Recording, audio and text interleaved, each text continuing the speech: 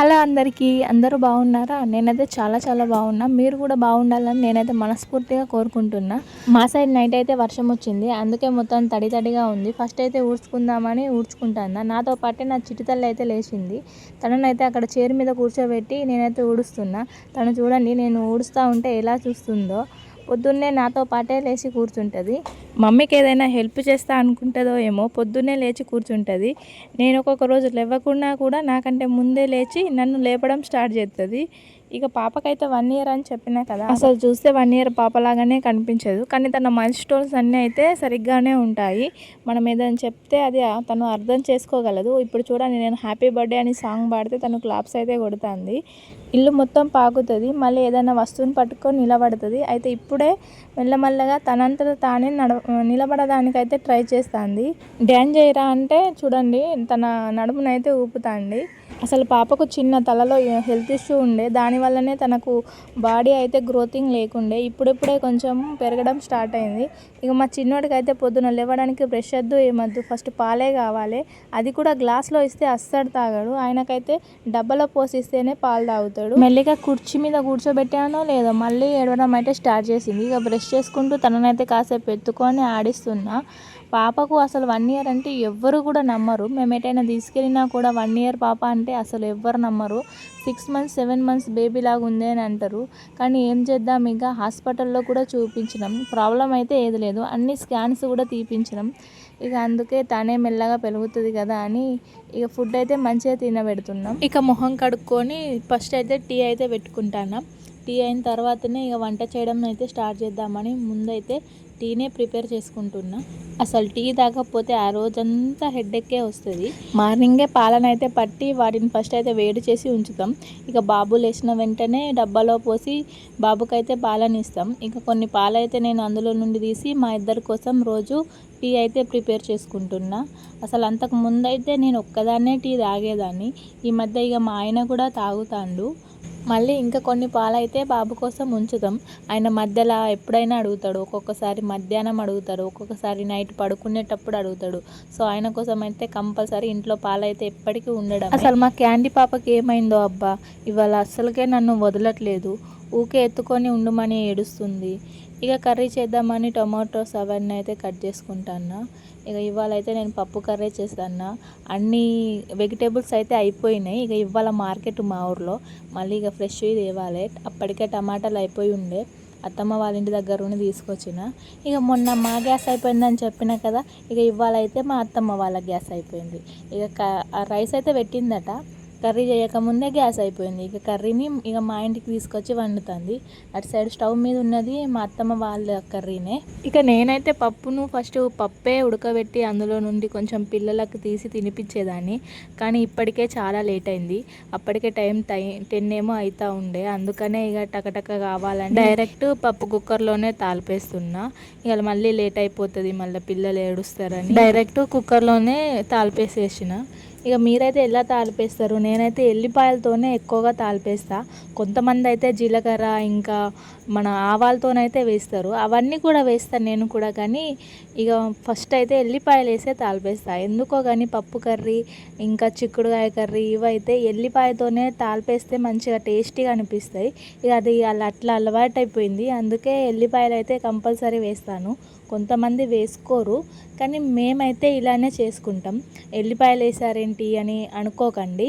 First అయితే ఎల్లిపాయలతో తాలిపేసుకున్న తర్వాత అందులోకి ఆవాలు జీలకర్ర వేసుకొని కాసేపు అవి చిటపటలాడిన తర్వాత అందులోనే మళ్ళీ టమాటాలు పచ్చిమిర్చి వేసుకొని కాసేపు అయితే మూత పెట్టుకుంటా. మూత పెట్టుకున్న తర్వాత తీసి ఒకసారి అయితే కలుపుకొని ఇక పప్పును మంచిగా కడుక్కొని ఫస్టే పెట్టుకున్నా. కడిగిన పప్పునైతే అందులోని వేసి కొన్ని వాటర్ పోసి ఇక అందులోనే పసుపు కారం ఉప్పు కూడా వేసుకొని డైరెక్ట్ కుక్కర్కి మూత పెట్టేయడమే. ఇలా ఎవరైనా చేస్తారో లేదో నాకైతే తెలియదు. నేను కూడా ఎక్కువ చేయను, అప్పుడప్పుడు ఇట్లానే చేస్తా. ఎందుకంటే లేట్ అయ్యేలా ఉంటే ఇలానే చేసి తొందరగా వండేస్తా అన్నట్టు, అంతే. డైలీ వాయిస్ ఓవర్ ఇచ్చేటప్పుడు పాప అయితే ముచ్చట్లు పెడుతుంది నాతోని. ఇప్పుడు కూడా అదే పనిలో ఉంది. ఇక పడుకుంటుందేమో అని ఎంత ట్రై చేసినా పడుకుంటలేదు. ఇక అత్తమ్మ వాళ్ళదైతే పెసరపప్పు అండ్ బీరకాయ కర్రీ. ఇంట్లో వంట చేసుకుంటే ఇక బయటకు వచ్చి చూసినానో లేదా చూడండి, మొత్తం పడేసిండ్రు. ఇక మళ్ళీ మా ఆయన ఇంకా అందులోనే పెసరకాయలు తెచ్చుకొని ఆడ తిని ఆడనే కుప్పేసిపోయింది. పెసరకాయలు తినడం మంచిదే హెల్త్కి కూడా, కానీ అన్నీ జమ చేసి బయట పడేయచ్చు కదా, లేదు ఆయన కూడా మొత్తం అక్కడే కుప్ప పడేసిపోయింది. ఇక ఏం చేయాలి, తప్పదు కదా. ఇక మొత్తం అయితే బుట్టలో అయితే తీసుకొని వేస్తాను ఆ టాయ్స్ అన్నీ. ఆ టాయ్స్ అసలు ఎక్కడైనా దాచిపెట్టాలబ్బా, ఊకే తీసి బయట పడేస్తాండ్రు.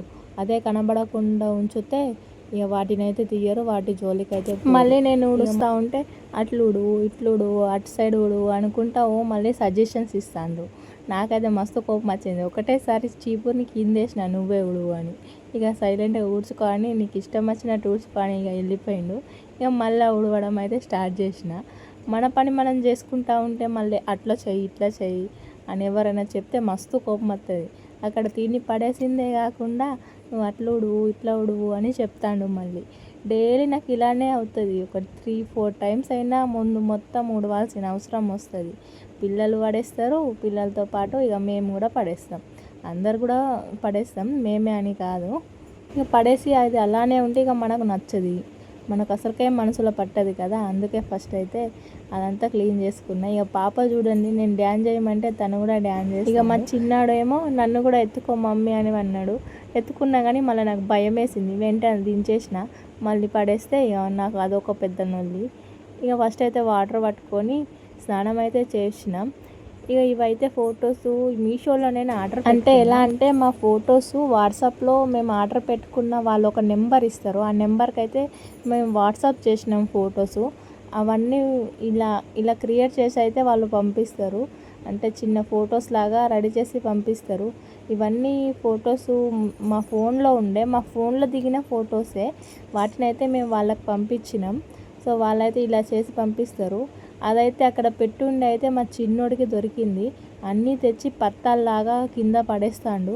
అందుకే తీసుకొని ఇక ఒకదాని తర్వాత ఒకటి ఇక నాకు కూడా వాటిని చూస్తే చూడబుద్ధి అయింది.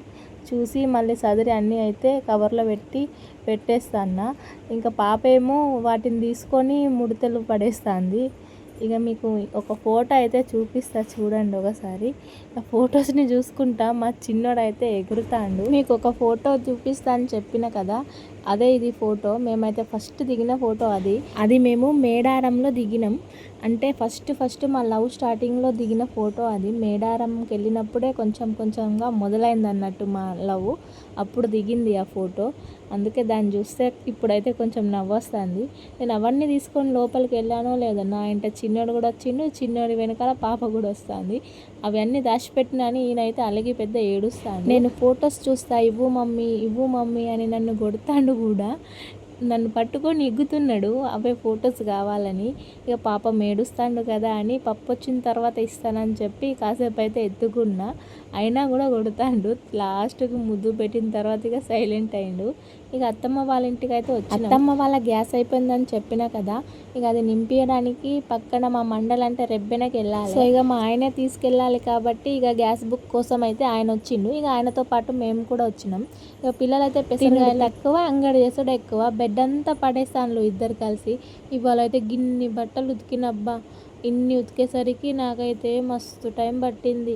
ఇంకా ఆరేయడానికి ప్లేస్ సరిపోలేదని కొన్ని చైర్ మీద కూడా తీసి ఆరేసుకున్నాం. ఇక ఈవినింగ్ అయితే కాసేపు ముచ్చట్లు పెట్టుకుంటా టీ అయితే తాగేసినాం.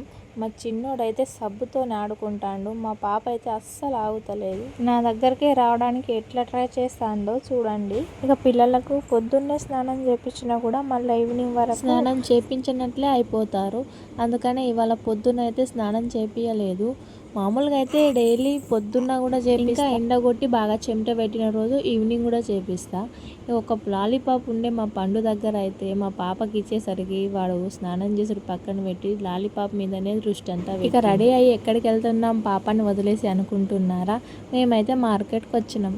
మా ఊర్లో ప్రతి గురువారం మార్కెట్ అయితే ఉంటుంది. ఇక పాపనైతే అత్తమ్మ వాళ్ళ ఇంటి దగ్గర పెట్టేసి మేము ముగ్గురం అయితే వచ్చినాం. ఇక మా బాబుని కూడా పెడదామంటే ఆయన అయితే అస్సలు ఉండడు. ఇంకా పాప అయిన ఉంటుంది కానీ మా బాబు అయితే మమ్మల్ని వదిలేసి అస్సలు ఉండలేడు. ఇక ఆయన కూడా తెచ్చుకొని ఇక కూరగాయలు కొందామని ఒక అమ్మ దగ్గరికి అయితే వచ్చినాం. మా ఆయన ప్రతిసారి వచ్చినప్పుడు ఈ అమ్మ దగ్గరనే తీసుకుంటాడట.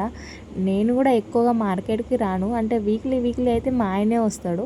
నేను ఎప్పుడో ఒకసారి 1 మంత్కి 2-3 మంత్స్కి ఒకసారి వస్తా అంతే. వచ్చినప్పుడల్లా ఇక్కడే కొంటాం కాబట్టి ఇక అమ్మ కూడా నాకు పరిచయం అయింది. ఇక నేనేమో కూరగాయలు కొనుక్కుంటా ఉంటే ఇక ఈయన చూడండి ఇక్కడ నిలబడి మరి హాయ్ చెప్తాండు, ఆటోలో నిలబడి హాయ్ చెప్తాండు. ఇక అత్తమ్మ వాళ్ళ కోసం కూడా తీసుకురమ్మని డబ్బులు అయితే పంపించింది. ఇక వాళ్ళకు మాకు ఇద్దరికి కలిపి అయితే కూరగాయలు అయితే కొంటున్నా. ఇక ఈ అమ్మ చూడండి, ఈ అమ్మ దగ్గరనే తీసుకుంటాడు మా ఆయన ప్రతిసారి కూడా, వేరే వాళ్ళ దగ్గరికి అస్సలు పోడు. ఇక కొనడం అయిపోయిందా, ఇంకా చిక్కుడుకాయలు కూడా ఉందాం అని మా ఆయన అన్నాడు. ఇక అమ్మ దగ్గర అయితే చిక్కుడుకాయలు అయిపోయినాయి. ఇంకా వేరే దగ్గర ఎక్కడైనా చూద్దామని మెల్లగా వెతుక్కుంటూ పోయి ఒక దగ్గర అయితే దొరికినాయి. ఇక తీసుకొని బయలుదేరినాం ఇంటికి. ఇక చూడండి ఇంత సంచి అయితే నింపుకున్నాం. ఇక మావే కావు, ఇంకా మా అత్తమ్మ వాళ్ళవి కూడా ఉన్నాం. ఎక్కువగా వెజిటేబుల్స్ అయితే ఏం తీసుకోలేదు. ఇక ఇంటికైతే వచ్చినాం. ఇవైతే అత్తమ్మ వాళ్ళకి ఇచ్చేసి ఇక పాపని తెచ్చుకుందామని వాళ్ళ ఇంటికైతే వచ్చినాం. ఇక పాపనైతే మా బావ వాళ్ళ కూతురు అయితే ఎత్తుకొని ఉంది. పాపం ఫుల్ ఏడుస్తూ ఉండే నేను వెళ్ళేసరికి. ఇక పాపనైతే ఇంటికి తెచ్చుకున్నా. మేము మార్కెట్ నుండి వచ్చేటప్పుడు పిల్లల కోసమని పునుగులు అయితే తీసుకొచ్చిన. ఇక పునుగులు ఇవ్వమని మా బాబాయ్ అయితే నా ఎంబడే తిరుగుతాండు అబ్బా అసలు. ఇక ఇద్దరిని కూడా కూర్చోబెట్టి వాళ్ళకు కూడా పునుగులు తినిపించుకుంటా నేను కూడా తింటున్నా.